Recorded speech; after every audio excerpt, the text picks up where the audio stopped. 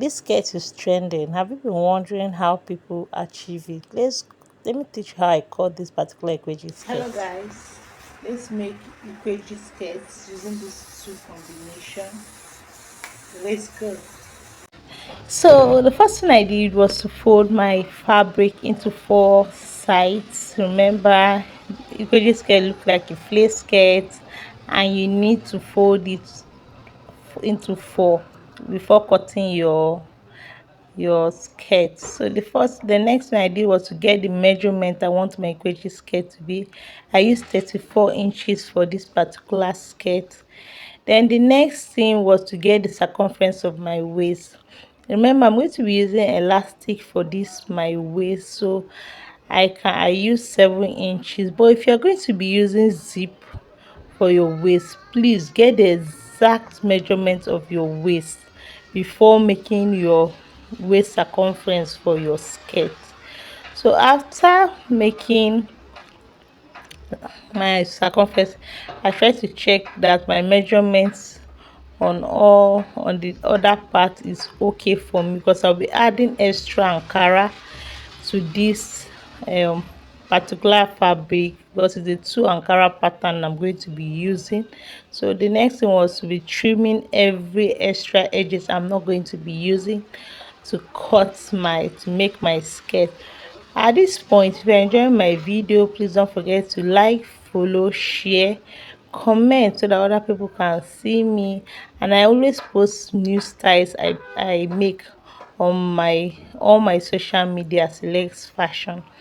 So the next thing, after trimming every edge, I went and sew my extra. I used 7 inches for my extra Ankara that I added to this thing. I just measured 7 inches from the next Ankara and added to the edge. Can you see it? So yeah, I'm determining how I want my Igweji skirt to appear. At this point, I was confused. I don't know why I want the pattern to be at the front or by the side, but I end up choosing the side because it makes more sense. So this is how it is. Thank you.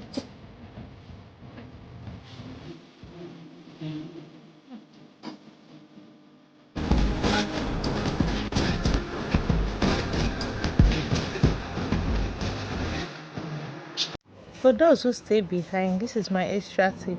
One thing I should tell you is always follow the trend. If you're a fashion designer and you love to do, especially ready to wear, please try to follow the trend. Use your Instagram account, use your YouTube, use your Facebook, your TikTok to always know what is in vogue.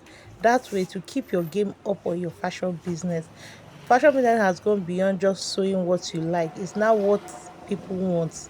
That is the first thing you do to market every product. If you're producing a new design, try it with a trial basis first before you go into massive production. That is the best way, because I keep getting reviews where people say, how do I market my product? I can sew. How do I market my product? Please follow what is in vogue. That is the first way. Until you get a balance, you get your clientele who is now ready to say whatever you like before you can introduce new things. The first thing I did was to go with trend. I always try to produce anything I see trending. Immediately I observe that, and that way people I've got to increase my fellow.